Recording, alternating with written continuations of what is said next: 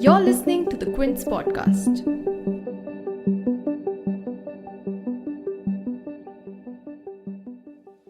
I stand squarely behind my decision.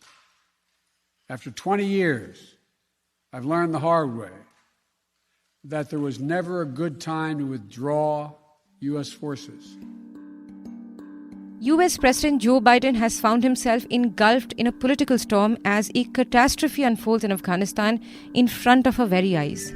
As Afghan nationals are distraught, anticipating the return of the dark ages that Afghanistan was shrouded in during the last Taliban rule, Biden is being confronted with the harsh reality of the human suffering that his decision to withdraw US troops from the country has led to.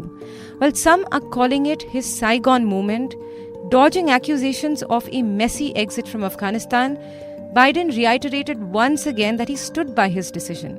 In his first address from the White House since the Taliban recaptured Afghanistan, he said that the blame for the fall of the country lay on the Afghan government, which couldn't eradicate corruption, and the military, who couldn't stand up to the terrorist fighters without the US backing them.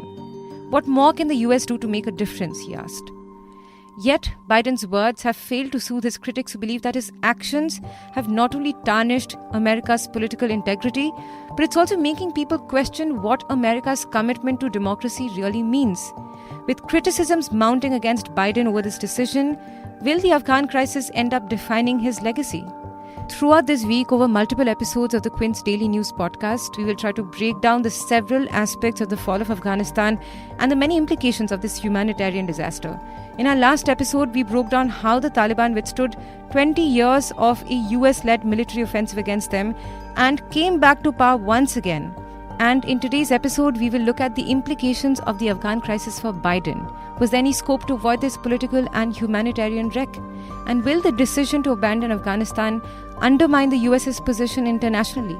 Our guests for today's episode are Dr. Georg Loffelman, visiting research fellow in international security at the University of Warwick, and Seema Sirohi is senior Washington-based journalist who's also a columnist for the Economic Times. You're tuned in to The Big Story, the podcast where we dissect the headline-making news for you. And I'm your host, Shorbury. As Kabul fell into Taliban hands, many Afghan nationals who've been residing in India darted to the Afghan embassy to see if there's anything they could do for their families who are still stuck back in Afghanistan. And it's not just Afghan nationals alone, but anybody remotely familiar with the radical Taliban regime of the 90s is concerned about what may happen to women, children, and other minorities as the terrorist outfit once again establishes its rule. And amid fears that the Taliban will go back on its word and commit human rights abuses, US President Joe Biden's words deflecting blame seems to have struck the wrong chord. But I want to remind everyone how we got here and what America's interests are in Afghanistan. We went to Afghanistan almost 20 years ago with clear goals. Get those who attacked us on September 11th, 2001, and make sure al-Qaeda could not use Afghanistan as a base from which to attack us again. We did that. We severely degraded al-Qaeda in Afghanistan. We never gave up the hunt for Osama bin Laden, and we got him. That was a decade ago. Our mission in Afghanistan was never supposed to have been nation building. It was never supposed to be creating a unified, centralized democracy. Our only vital national interest in Afghanistan remains today what it has always been: preventing a terrorist attack on America's homeland. So what's happened? Afghanistan political leaders gave up and fled the country. The Afghan military collapsed, sometime without trying to fight. If anything, the developments of the past week reinforced that ending U.S. military involvement in Afghanistan now was the right decision. American troops cannot and should not be fighting in a war and dying in a war that Afghan forces are not willing to fight for themselves.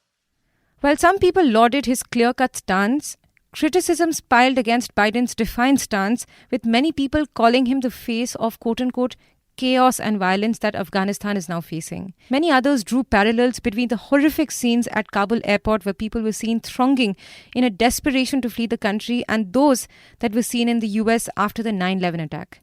Seema Sirohi says that Biden's unduly harsh words reducing Afghans to a gutless people who couldn't stand up to the Taliban is quite gratuitous considering that thousands of Afghan lives have been lost in the war against the Taliban since 2001. She says that the Afghan crisis will definitely be one of the defining images of the legacy that Biden leaves behind. The reaction to his speech yesterday was kind of binary. There were people in the strategic community that welcomed the speech because it was very clear-cut, very hard-nosed, and very realistic. But then there was another set of people who thought it was very cruel, especially the part where he criticized the Afghan leadership and he criticized the Afghan National Defense Forces. He was unduly harsh. And I thought that was gratuitous. He needn't have gone there because he didn't even acknowledge that thousands and hundreds of thousands of Afghans have died in this 20-year war.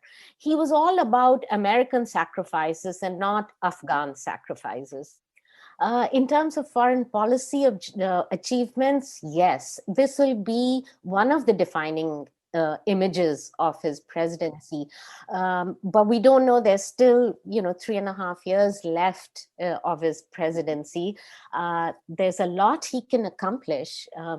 So it's too early to say, but it will be definitely one of the defining images because what happened at the Kabul airport and what the swift sort of takeover by the Taliban is also indicative of a complete intelligence failure, US intelligence failure, because why didn't they know that low-level Afghan officials were making deals with the Taliban over the last year?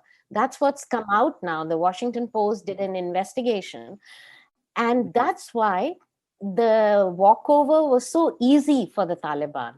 Although Biden did admit that removing the US troops from Afghan soil was quote-unquote hard and messy, in his speech he also reminded Americans that he inherited a policy that was set in motion by his predecessor, Donald Trump, a policy that also required him to remove US forces from Afghanistan by May 2021.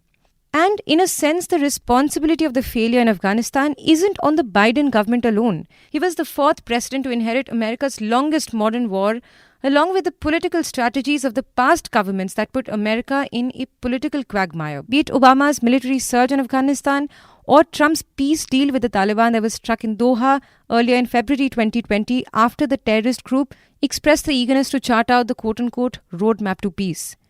Under the terms of agreement, it was decided that the Taliban would not allow Al-Qaeda or any other extremist group to operate in the areas under their control and target the US. 2. 5,000 Taliban prisoners would be released in exchange for 1,000 Afghan government captives as a quote-unquote confidence-building measure. 3. The US would withdraw much of its forces from Afghanistan. 4. There would be a political settlement from an intra-Afghan dialogue and negotiations between the Taliban and an inclusive negotiating team of the Islamic Republic of Afghanistan. And 5. A permanent and comprehensive ceasefire. Although Zalmay Khalilzad, the Afghan-American diplomat who can be said to be the architect of this deal, appeared to be quite confident about these negotiations, the shocking speed at which the Taliban took over Afghanistan and the fact that President Karzai fled the country to quote-unquote avoid further bloodshed has shaken that confidence. Dr. Georg Laufelman says that what is happening in Afghanistan is certainly an incredible blow to the American prestige, but it's also important to understand that more than the withdrawal of the forces, Biden is receiving censure over the unplanned exit that plunged the country into chaos. Obviously, the images that we see out of Afghanistan now, with Afghan people desperately trying to escape the Taliban, to hang on from C-17 cargo planes, some of them falling to their deaths, like really gruesome images. And of course, the obvious comparisons that are being drawn with the fall of Saigon in 1975.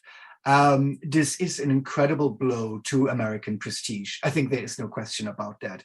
And the images that we are seeing right now is exactly the kind of images that the Biden administration wanted to avoid at all cost, exactly for those comparisons with Vietnam, right? And that shame of that defeat and that trauma of Vietnam that left, a mark that has never completely disappeared, if you will, on US foreign and security policy and reputation of the United States.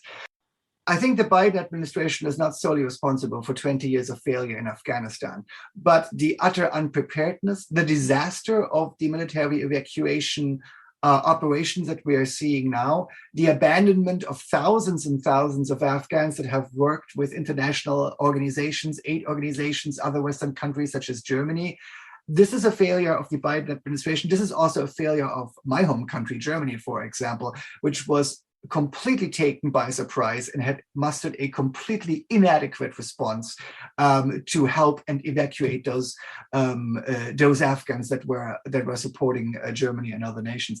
And this is a political disaster of massive proportions that I really think deals a severe blow to the political legitimacy of the West. As a whole, as a political, project, if you will, that always touts the superiority of its universal values of freedom and democracy, and is now very visibly almost unable to help those that trusted it the most and these promises the most. So, such was the scale of the disaster triggered by the unplanned move that after the US took back its soldier from Afghanistan, it had to deploy 3,000 troops again to ensure safe evacuation of people as the Taliban took control of Kabul. Several Western countries are still scrambling to get their nationals and embassy officials out of the country. In the past few days, US officials said that they have managed to evacuate a few thousand people and will continue to evacuate more people in the coming days. But there's also the question of what will happen to the thousands of Afghan nationals who risked their lives to work for the US and are now left in the lurch.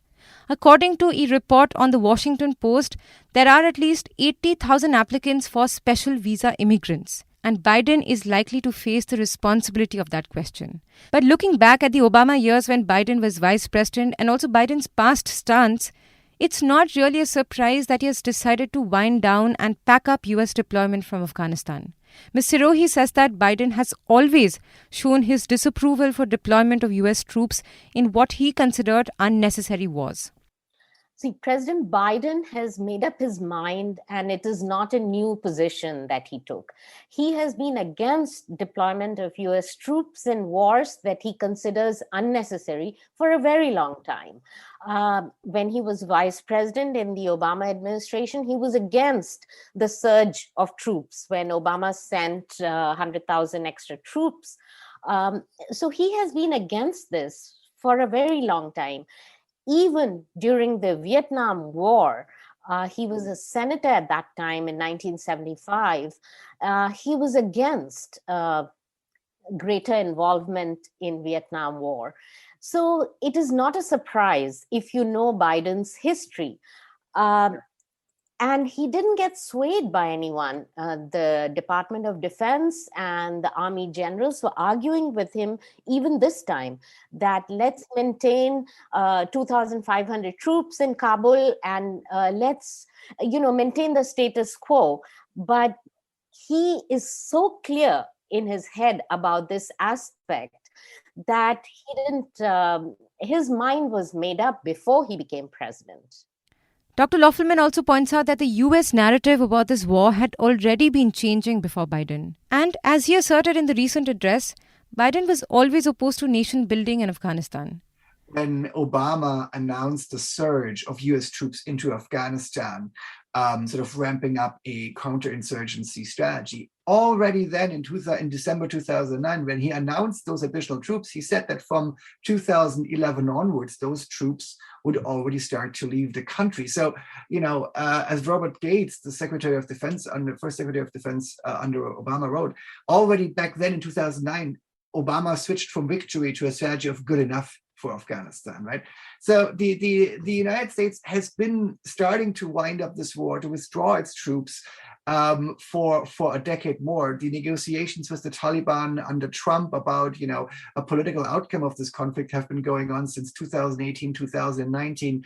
So, and when we talk about President Biden himself, already as vice president under Obama, he was opposed to counterinsurgency. He wanted a very limited counterterrorism operation in the country, air force, like drones in particular, special forces. But he always was opposed to this idea of nation building. He basically said it was neither a core strategic national interest of the United States, nor was it ultimately achievable. And this was basically a waste of both military and financial resources, and the human cost of the United States was ultimately too high. And I think, the presidential address that Biden just gave about withdrawal from Afghanistan and the situation there completely reiterated these points. The empathy that Biden has shown in his political campaign towards people over the COVID crisis and attacks on human rights that took place in the Trump era did really work in his favor in the election. But with the unraveling of what's happening in Afghanistan, many people are also feeling disillusioned with America's pledge to be the defender of democracy. Does this stand to tarnish Biden and America's commitment to fight terror and stand for democracy? Can the Afghan crisis undermine the US's position internationally? Dr. Loffelman says that although this is a reputational blow, it may not necessarily put into question America's security guarantees, but what could be expected in the future is greater military restraint in American foreign policy. I mean, this is a historic defeat, and I think there's just no two ways about it. I mean, this is the most severe defeat of the United States since Vietnam in 1975, and in particular after like a 2-decade-long military engagement in this country, where it looks like basically everything the United States and the international community and NATO have achieved there are basically being undone by the Taliban victory. But I would be careful about takes that you can find very prevalent at the moment in US media, some think tanks or some political scientists that saying this is the end of American credibility in the international system. Nobody in Taiwan or Ukraine or elsewhere or Japan will ever take American security guarantees seriously anymore. I don't think that is the case. Back in the day, South Vietnam wasn't West Germany, just as Afghanistan isn't Taiwan or Japan. So even this humiliating defeat that the United States suffered in Vietnam did not mean that European allies were questioning the validity or the efficacy of American military power and the validity of those security guarantees against the Soviet Union and the Warsaw Pact. So I think this is a reputational blow, but I think we should also not confuse peripheral wars of choice, which Afghanistan ultimately was, as Iraq, with core strategic interests and core national interests of the United States, right? Such as it sees in its continued role as a liberal hegemon in the defense of Western Europe and East Asia and those core strategic regions. But I think what we will see, and this is a development that has begun under Obama, has continued with Trump, is greater military restraint in US foreign policy. Again, Robert Gates also already said, I think, again, in 2012, if there's ever an American president who suggests to send another American large land army into Asia, he should have its head examined. So I think the age of large-scale Western-led military interventions for the purposes of social engineering and political transformation are over. And those images out of Kabul are, I think, the final nail in the coffin of that strategy. But now with the deed done, irrespective of all the backlashes, going forward, what can Biden and his government do to restore political faith? Ms. Sirohi weighs in. That's a good question. They will probably keep, they will give more refuge to more Afghans, for starters. That's the first thing they ought to do, and they are trying to do, to evacuate as many Afghans who are in danger, because anyone who worked for the previous government or helped US troops or the US military in any way is in mortal danger. Even India is trying to help Afghans to leave. So that's the first thing. If they give shelter to, good number of Afghan nationals, that'll be a positive. But I think the restoration of faith will take time and will depend on how robust his foreign policy is in other areas, in Asia, in Europe, and what exactly he achieves in that. So far he's had summits of the Quad. There are plans to have the Quad summit in person later in the year. So we will see what comes out of it, and how much effort and energy the United States puts in it. Now, the Taliban too held their first press conference after seizing Kabul, where they expressed their desires to establish peaceful relations with other countries. Previously, they also declared an amnesty across Afghanistan and urged women to join its government. But what do Afghan women have to say about the political developments of their country? Do tune in to tomorrow's episode of The Big Story, where we'll bring you voices of women from ground zero. If you like listening to this episode, please subscribe to the Big Story playlist for episodic updates. We're live on Apple, Google Podcast, Spotify, JioSaavn, and most of the other popular podcast streaming platforms. For other podcasts, please log on to the Quint website and check out the podcast section. For any feedback, shoot an email to podcasts@thequint.com.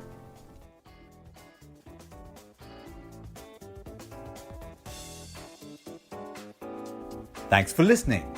Log on to the Quint's website and check out our other podcasts.